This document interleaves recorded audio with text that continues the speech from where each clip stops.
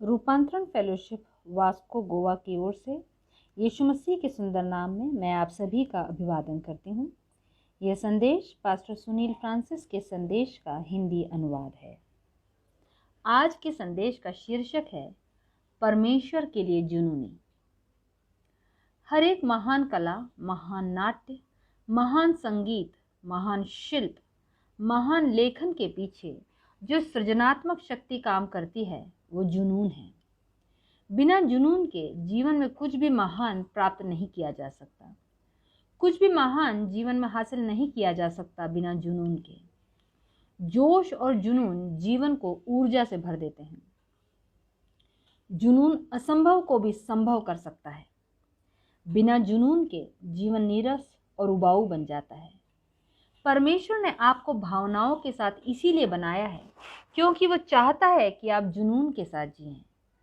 आप एक जुनूनी जीवन जिएं। वह जुनून ही है जो एक बड़ी सेना को युद्ध के लिए तैयार कर देता है। जुनून ही के कारण एक खोज करने वाला निडरता के साथ वहां भी चला जाता है जहां पहले कोई नहीं गया।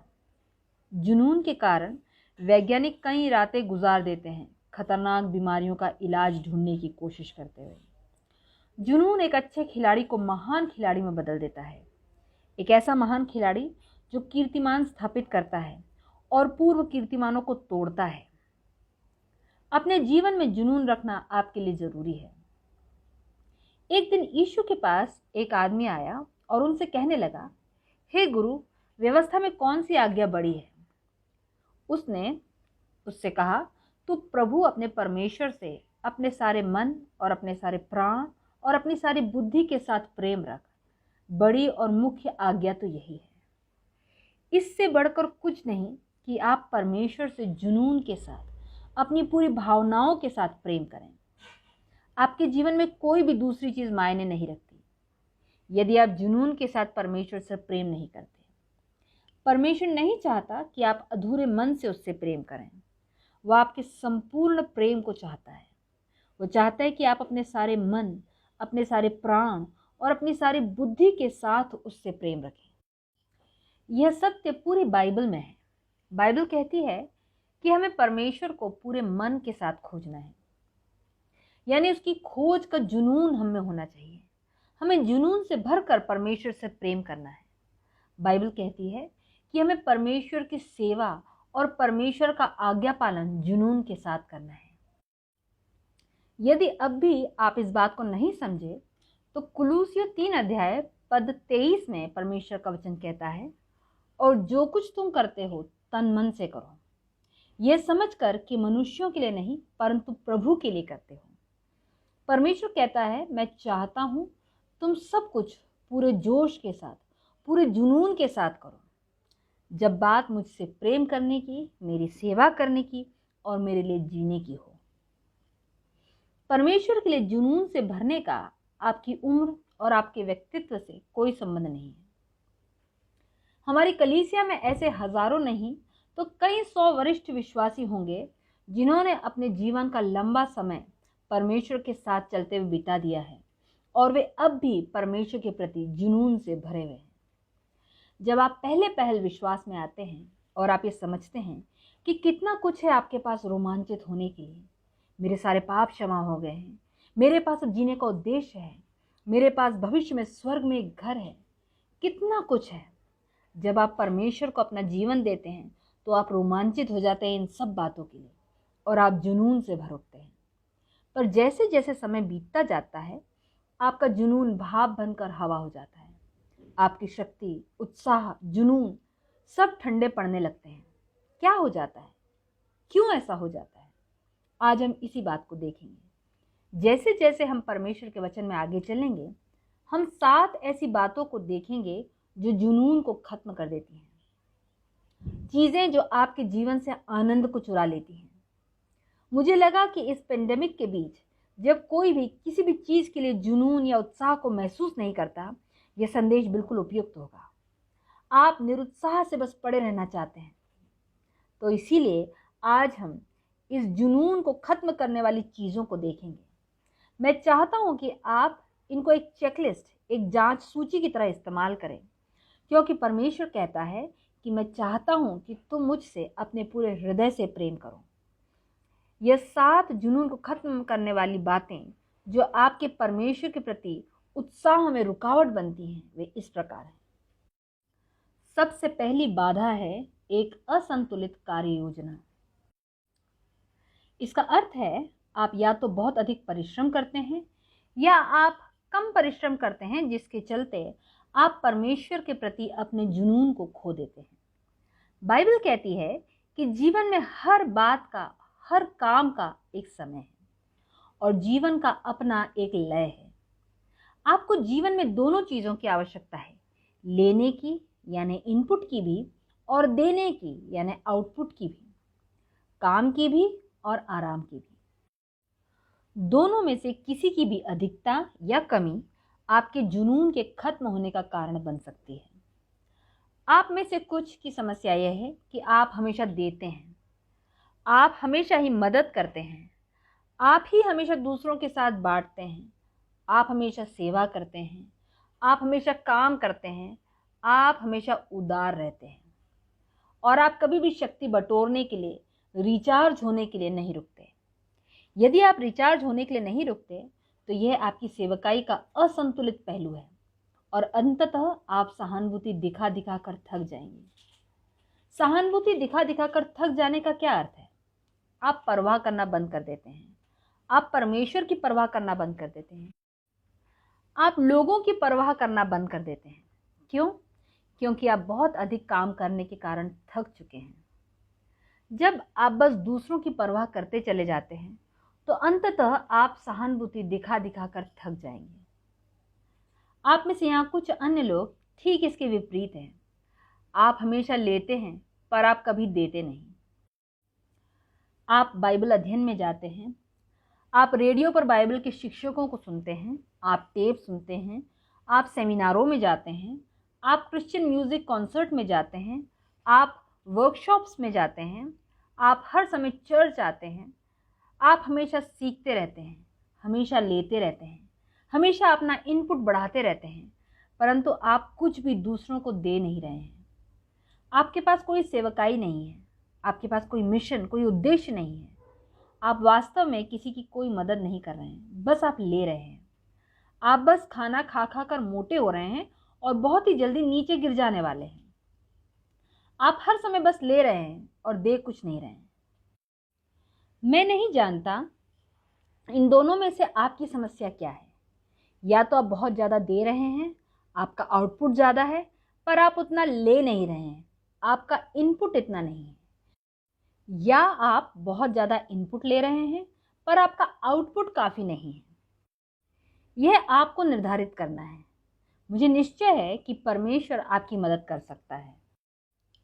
मैं आपको थोड़ा और चकित कर दूं, बिना सेवकाई के बाइबल अध्ययन बेहद खतरनाक है, क्योंकि याकूब अध्याय 4 पद 17 में बाइबल कहती है, इसलिए जो कोई भलाई करना जानता है और नहीं करता, उसके लिए यह पाप है। क्या आपको यह एहसास हो रहा है कि जितना अधिक आप अपने जीवन के विषय में परमेश्वर की योजना को जान लेते हैं, उतना ही ज़्यादा आप परमेश्वर के प्रति उस ज्ञान के लिए उत्तरदायी हो जाते हैं। जितना अधिक आप जानते हैं, यदि आप उसके अनुसार कार्य नहीं करते तो आप अपने लिए न्याय या दंड को उतना ही अधिक बढ़ाते जाते हैं। आप अपने उत्तरदायित्व को बढ़ाते जाते हैं, क्योंकि परमेश्वर आपको जिम्मेदार ठहराता है उन बातों के लिए जिन्हें आप जानते हैं। इसीलिए बाइबल आपसे कहती है कि अपने जीवन में आपको दोनों की ज़रूरत है, लेने की भी और देने की भी, इनपुट की भी और आउटपुट की भी। आपको काम करने की भी आवश्यकता है और आराम करने की भी आवश्यकता है। आपको अपनी कार्य योजना में संतुलन की आवश्यकता है। अब प्रश्न यह है कि हम इस संतुलन को कैसे बनाएं। पहला तीमुथियुस उसका 4 अध्याय 7 पद में परमेश्वर का वचन इस प्रकार कहता है, और भक्ति के लिए अपना साधन कर, यानी आत्मिक रूप से तंदुरुस्त रहने के लिए समय देने की ज़रूरत है और मेहनत करने की ज़रूरत है। ये आप कैसे करेंगे? एक शब्द में उसका उत्तर है संतुलन। यदि आपको लगता है आप पहले जैसे परमेश्वर के नज़दीक नहीं रहे हैं, तो इसका कारण है कि आपने अपना संतुलन खो दिया है। परमेश्वर के प्रति जुनून में कमी का पहला कारण यही है, एक असंतुलित कार्य योजना। परमेश्वर के प्रति जुनून के खत्म होने का दूसरा कारण है प्रतिभा जिसका इस्तेमाल नहीं किया गया। जब आपकी प्रतिभा, आपके गुण इस्तेमाल नहीं किए जाते तो आप जीवन के प्रति और परमेश्वर के प्रति अपने जोश और जुनून को खो देते हैं। पहला पतरस 4:10 में परमेश्वर का वचन इस प्रकार कहता है, जिसको जो वरदान मिला है वो उसे परमेश्वर के नाना प्रकार के अनुग्रह के भले भंडारियों की नाई एक दूसरे की सेवा में लगाएं। इसीलिए अपनी प्रतिभा, योग्यता और गुणों को ठीक तरह से इस्तेमाल कीजिए। परमेश्वर ने आपको जो व्यक्तित्व, काबिलियत, गुण, योग्यता और वरदान दिए हैं, आपके लाभ के लिए नहीं परंतु दूसरों के लाभ के लिए दिए हैं। मेरी काबिलियत, मेरे गुण, मेरे वरदान आपके लाभ के लिए हैं।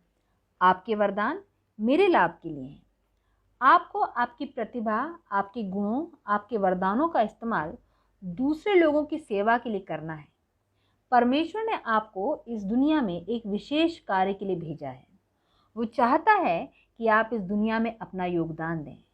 परमेश्वर ने आपको विशेष योग्यताएं इसलिए नहीं दी कि आप उन्हें बस लेकर बैठे रहें और कुछ ना करें, पर परमेश्वर ने ये वरदान आपको इसलिए दिए हैं क्योंकि वो चाहता है कि आप इन्हें इस्तेमाल करें, नहीं तो आप इन्हें खो देंगे। मैं इसे आपको और अधिक विस्तृत तरीके से बताना चाहूँगा।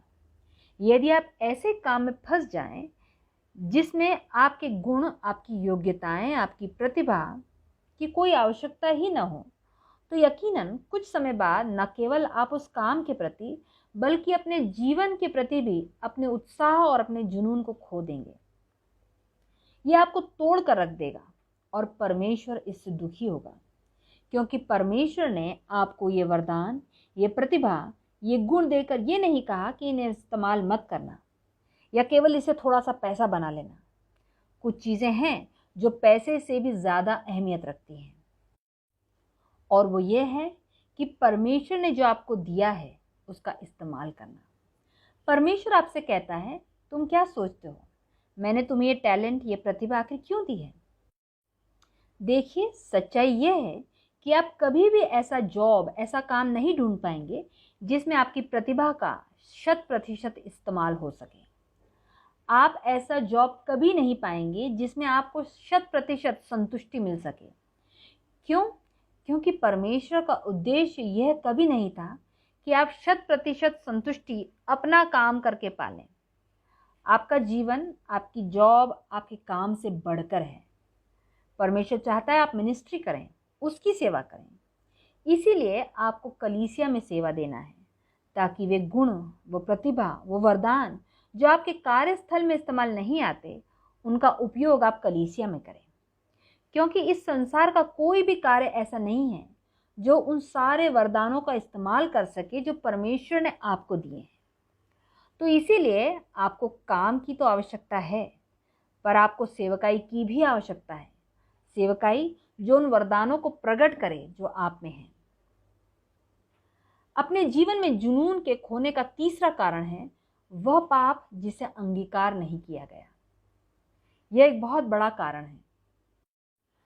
कुछ चीजें आपके आनंद, आपके आत्मविश्वास, आपके जुनून को अपराध बोध से भी ज्यादा जल्दी चुरा लेती हैं। देखिए, बिना अपराध बोध के पाप कैसे हमारे जीवन में काम करता है।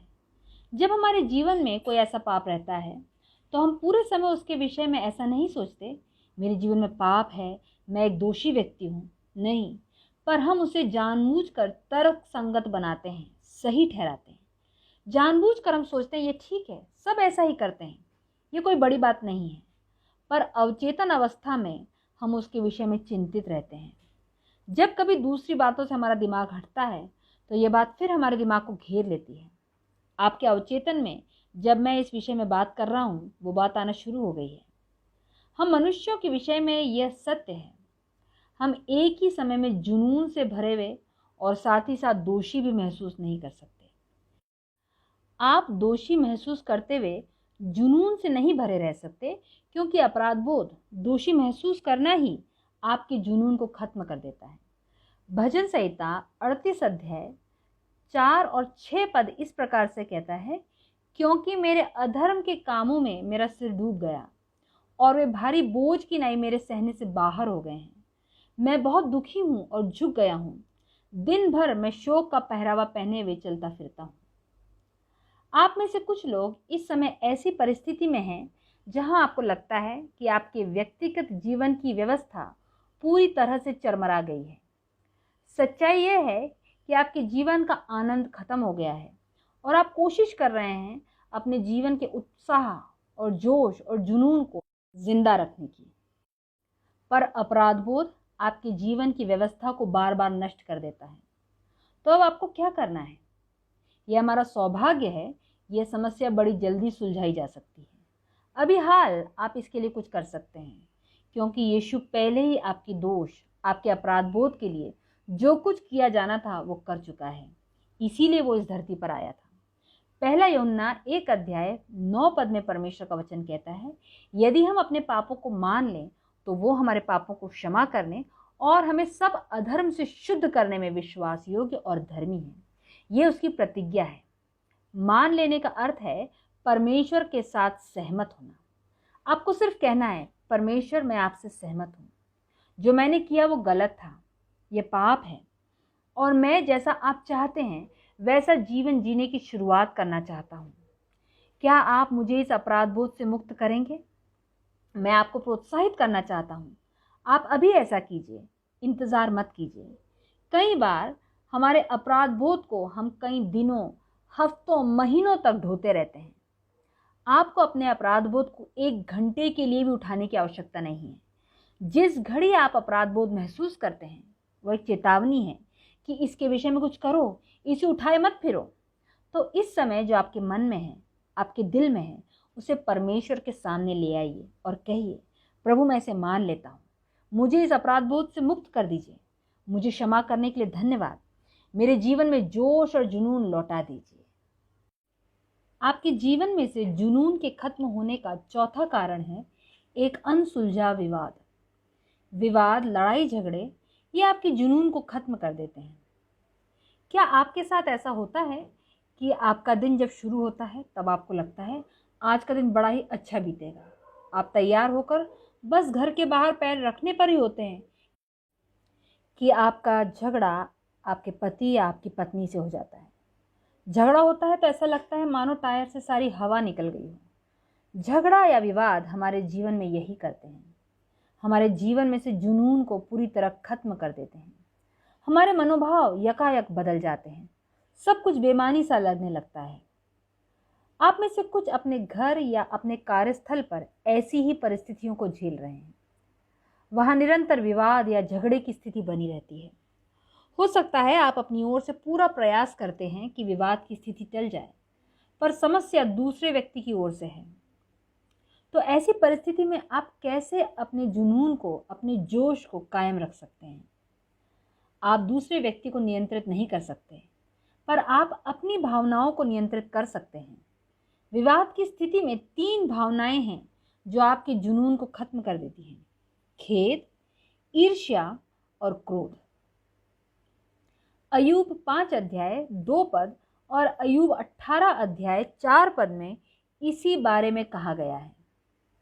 5 अध्याय में इस प्रकार लिखा है, क्योंकि मूढ़ तो खेद करते करते नाश हो जाता है और भोला जलते जलते मर मिटता है। और 18 अध्याय 4 पद में लिखा है, हे अपने को क्रोध में फाड़ने वाले। ध्यान दीजिए, खेद करना, जलन रखना और क्रोध करना, ये तीनों बातें आप ही को नुकसान पहुंचाती हैं। इसीलिए जब बात खेद, ईर्ष्या या क्रोध की आती है तो आप स्वयं निर्णय लीजिए और उन्हें छोड़ दीजिए। इसीलिए क्षमा करना इतना ज़रूरी है। परमेश्वर जिसने हमें बनाया, हमें रचा, वो जानता है कि हम खेद को उठाए नहीं फिर सकते। इसीलिए वो कहता है, एक ही रास्ता है, उसे छोड़ दो। तर्क संगत रूप से भी हम ये जानते हैं कि जिस व्यक्ति के कारण हम खेदित महसूस करते हैं वह खेद उसे नहीं पर हमें ही चोट पहुंचाता है। उसे तो पता भी नहीं होता कि आप खेदित हैं। यह हमें चोट पहुंचा रहा है, यह गुस्सा हमें चोट पहुंचा रहा है। यदि आप चाहते हैं कि आपके जीवन में, आपके हृदय में फिर से वो जुनून आ जाए, तो आपको क्षमा करना होगा। मैं जानता हूं आप में से कुछ सोच रहे होंगे, मैं उसे छोड़ दूं, मैं ऐसा कैसे कर सकता हूं। मैं ये नहीं कह रहा कि आप उन्हें बस छोड़ दीजिए, पर मैं ये कह रहा हूं आप उन्हें परमेश्वर के हाथों में छोड़ दीजिए। बस कह दीजिए, परमेश्वर, मैं इसे और नहीं संभाल सकता, पर आप संभाल सकते हैं। मैं इन्हें माफ़ करता हूं और मैं इन्हें आपके हाथों में सौंप देता हूं। यदि आप ऐसा नहीं करते हैं, आप माफ़ नहीं करते हैं, तो आपका माफ़ न करना आपके जीवन में से जुनून को हमेशा के लिए खत्म कर देगा। और मेरे ख्याल से आप नहीं चाहते कि वे आपके जीवन को नियंत्रित करें। इसीलिए क्षमा करें और अपने जीवन में आगे बढ़ें। जीवन में से जुनून को खत्म करने वाला पांचवा कारण है एक निराधार जीवन शैली। कई बार आप परमेश्वर के प्रति जुनून को इसलिए खो देते हैं क्योंकि आप अपना समय ऐसे लोगों के साथ नहीं बिता रहे हैं जो परमेश्वर के लिए जोश और जुनून रखते हैं। आप विश्वासियों के साथ समय नहीं बिताते, आपको संगति नहीं मिल रही है। इस संदर्भ में मुझे सभोपदेशक 4 अध्याय 9 से 10 पद याद आता है, जो बड़ा ही सटीक बैठता है। वहां इस प्रकार लिखा है, 1 से 2 अच्छे हैं क्योंकि उनके परिश्रम का अच्छा फल मिलता है, क्योंकि यदि उनमें से एक गिरे तो दूसरा उसको उठाएगा। परंतु हाय उस पर जो अकेला होकर गिरे और उसका कोई उठाने वाला ना हो। हमें एक दूसरे की आवश्यकता है। हम सब कभी न कभी गिरते हैं, हम सभी कभी न कभी ठोकर खाते हैं, और इसीलिए हम सभी को आवश्यकता है ऐसे लोगों की जो हमारी मदद कर सकें। ये केवल बुरे समय के लिए ही नहीं, पर अच्छे समय के लिए भी आवश्यक है। मनुष्य संबंधों के लिए ही बना है। हमें इस तरह बनाया गया है कि हम संबंधों के साथ ही जीवन जीते हैं।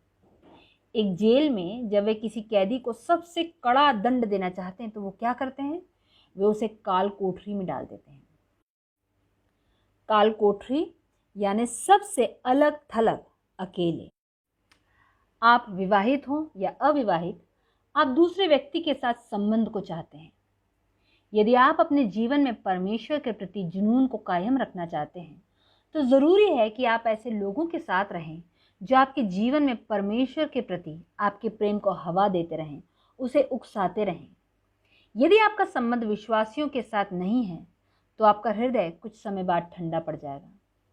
मेरे विश्वास में बढ़ने का एक ही कारण है, मैं ऐसे लोगों के साथ संबंध रखता हूं जो विश्वास में आगे बढ़ रहे हैं। परमेश्वर ने हमें ऐसा ही बनाया है। हमें रिश्तों की जरूरत है बढ़ने के लिए। इब्रानियों 10 अध्याय 24 और 25 पद में परमेश्वर का वचन इस प्रकार कहता है, और प्रेम और भले कामों में उकसाने के लिए एक दूसरे की चिंता किया करें और एक दूसरे के साथ इकट्ठा होना न छोड़ें, जैसा कि कितनों की रीति है, पर एक दूसरे को समझाते रहें, और ज्यों-ज्यों उस दिन को निकट आते देखो, त्यों-त्यों और भी अधिक यह किया करो। जुनून को खत्म करने वाला छठा कारण है अस्पष्ट उद्देश्य। अपने जीवन में जोश और जुनून को खत्म करने का निश्चित तरीका है अपने उद्देश्य को भूल जाना। यदि आपको अपने जीवन का उद्देश्य ही नहीं पता, तो फिर किस बात की चिंता? क्यों सुबह जल्दी उठना? क्यों इतना प्रयास करना? बिना उद्देश्य का जीवन एक दिशाहीन कार्य के जैसा है। निरुद्देश्य जीवन निरर्थक, नगण्य और बेकार है। हम भूल जाते हैं किस लिए परमेश्वर ने हमें इस धरती पर भेजा। जब आप ये भूल जाते हैं कि परमेश्वर ने आपको इस धरती पर क्यों भेजा, तो धीरे धीरे उदासीनता और शिथिलता आपको घेर लेती है। कौन परवाह करे? क्यों बिस्तर से बाहर निकलें जब किसी बात का कोई अर्थ ही नहीं है, मेरे जीवन का कोई उद्देश्य ही नहीं है। हो सकता है आप यशाया जैसा महसूस करते हों। यशाया 49 अध्याय 4 पद में इस प्रकार लिखा है, मैंने तो व्यर्थ परिश्रम किया, मैंने व्यर्थ ही अपना बल खो दिया है। जुनून और उद्देश्य साथ साथ चलते हैं। जब आपका उद्देश्य स्पष्ट हो, तब तो आप जुनून से भरे रहेंगे। पर यह अवश्य है कि वह परमेश्वर का उद्देश्य होना चाहिए आपके जीवन के लिए। यदि आप केवल अपने लिए जी रहे हैं तो ये बड़ा ही छोटा और तुच्छ उद्देश्य है। ये आपको बहुत अधिक जुनून से नहीं भर सकता। आपको जीने के लिए अपने आप से बढ़कर एक कारण चाहिए जो आपके जीवन को महत्वपूर्ण और सार्थक बना सके। जितना अधिक आप अपने जीवन के लिए परमेश्वर के उद्देश्य को जानेंगे, उतना ही अधिक आप जुनून से भरते चले जाएंगे। परमेश्वर ने आपके जीवन के लिए जो 5 उद्देश्य रखे हैं, उनके लिए जीने से बढ़कर और कुछ भी महत्व नहीं रखता। इसकी जगह कोई नहीं ले सकता, न प्रसिद्धि, न धन दौलत, ना कोई और सुख सुविधा। जब भी आपके जीवन का उद्देश्य अस्पष्ट हो जाता है और आप ये भूलने लगते हैं कि आप इस दुनिया में क्यों हैं, आप अपना जोश, अपना जुनून खोने लगते हैं। जुनून के खत्म होने का 7वां कारण है एक कुपोषित आत्मा। हर दिन आपका सामना ऐसी परिस्थितियों से होता है जो आपकी आत्मा को मुरझाने और कुम्हला जाने के लिए मजबूर कर देती हैं। आप जब कल सुबह उठेंगे, आपको बहुत सी ध्यान भंग करने वाली, निराश करने वाली बातों का सामना करना पड़ेगा। आपको चुनौतियों का, बदलावों का, विवादों का सामना करना होगा। आपको दबाव और परेशानियों का सामना करना होगा। आपको कुंठा, भय, असफलता और थकान का सामना करना होगा। ये सारी बातें आपकी आत्मा को मुरझा देंगी, कुम्हला देंगी। इसीलिए आपको अपनी आत्मा को पोषण देना होगा। ये कोई और आपके लिए नहीं कर सकता, आपको स्वयं अपने लिए करना होगा। तो यदि आप अपनी आत्मा को पोषित करने के लिए समय नहीं देते, परेशानी नहीं उठाते, तो आपकी आत्मा कुपोषित रह जाएगी, उसे पूरा पोषण नहीं मिलेगा। आप ऐसा कैसे करेंगे? 5 कार्यों के द्वारा। ये वो 5 उद्देश्य है जो परमेश्वर आपके जीवन से रखता है। सबसे पहले, आपको रोज परमेश्वर की आराधना में समय बिताना होगा। दूसरे, आपको विश्वासियों के साथ संगति रखनी होगी। तीसरे, आपको परमेश्वर के वचन को पढ़ना होगा और मसीह में बढ़ना होगा। चौथी बात, आपको ऐसी सेवकाई की जरूरत होगी जिसके द्वारा आप अपनी प्रतिभा, अपने गुणों, अपने वरदानों को दूसरों की सहायता के लिए इस्तेमाल कर सकें। और 5वीं बात, आपको इस दुनिया में जीने के एक उद्देश्य की जरूरत है। यदि आप इनमें से केवल किसी एक उद्देश्य को चुन लेते हैं और दूसरों को भूल जाते हैं, तो आप असंतुलित हो जाएंगे और आप अपने जुनून को खो देंगे। आपको इन सब की आवश्यकता है। तो कैसे मैं ये सब कर सकता हूँ? कैसे मैं परमेश्वर के साथ अपने संबंध को मजबूत कर सकता हूँ? कैसे मैं परमेश्वर के साथ इस जीवित, अति आवश्यक संबंध को, जो मेरी आत्मा को पोषण देता है, पा सकता हूँ? सबसे पहला काम है, ये याद रखिए, परमेश्वर आपके विषय में कैसा महसूस करता है। आप जानते हैं पर आप भूल जाते हैं। क्या आप जानते हैं परमेश्वर आपसे बेइंतहा प्यार करता है? आप जो अब परमेश्वर के प्रति अपने जुनून को खो बैठे हैं, इसका कारण यह है कि आप ये भूल गए हैं कि परमेश्वर आपके प्रति कितना जुनून से भरा हुआ है। क्या आप जानते हैं परमेश्वर आपके प्रति कितना जुनून से भरा है? उसने आपको इसीलिए बनाया कि वह आपसे प्रेम करे, और आपके साथ अपने संबंध को लेकर परमेश्वर इतना अधिक जोश और जुनून से भरा है कि वो इस संबंध के बीच में किसी दूसरे को आने की अनुमति नहीं देता। निर्गमन 31 अध्याय और उसके 14 पद में प्रभु का वचन इस प्रकार से कहता है, क्योंकि तुम्हें किसी दूसरे को ईश्वर करके दंडवत करने की आज्ञा नहीं, क्योंकि यहोवा जिसका नाम जलनशील है, वो जल उठने वाला ईश्वर है। कैसे आप ये जान सकते हैं कि परमेश्वर आपके प्रति जोश और जुनून से भरा है? इसका प्रमाण है क्रूस। यीशु ने अपने हाथ फैलाए और उन्होंने उसे क्रूस पर कीलों से जड़ दिया। वह मूलतः यह कह रहा था, मैं तुम्हारे बिना जीने के मर जाना पसंद करूंगा। अपनी सृष्टि के प्रति मैं इतना अधिक जोश और जुनून से भरा हुआ हूं। मैंने तुम्हें बनाया है, मैं तुमसे प्रेम करता हूं और मैं मर जाना पसंद करूंगा बजाय तुम्हारे बिना जीने के। वास्तव में यीशु का क्रूस पर दुख उठाना उसका जुनून था। यीशु नहीं चाहता था कि हम उसके द्वारा क्रूस पर उठाए गए दुख को कभी भूलें। इसीलिए उसने हमें प्रभु भोज की विधि दी, जो क्रूस पर उसकी मृत्यु का चिन्ह है।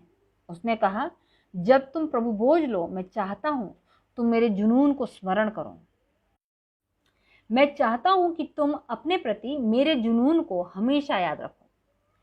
प्रेरितों के काम 1 अध्याय 3 पद बताता है, और उसने दुख उठाने के बाद बहुत से बड़े प्रमाणों से अपने आप को उन्हें जीवित दिखाया, और 40 दिन तक वह उन्हें दिखाई देता रहा और परमेश्वर के राज्य की बातें करता रहा। हमारे लिए दुख उठाना उसका जुनून था। जी उठकर, जयवंत होकर भी हमारे साथ साथ रहना उसका हमारे प्रति जुनून ही है।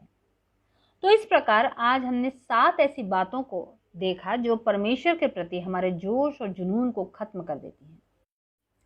एक असंतुलित कार्यशैली, एक अनुपयुक्त प्रतिभा, एक पाप जिसे अंगीकार नहीं किया गया, एक अनसुलझा विवाद, एक निराधार जीवन शैली, एक अस्पष्ट उद्देश्य और एक कुपोषित आत्मा। आइए हम प्रार्थना में अपने स्वरों को झुकाएं।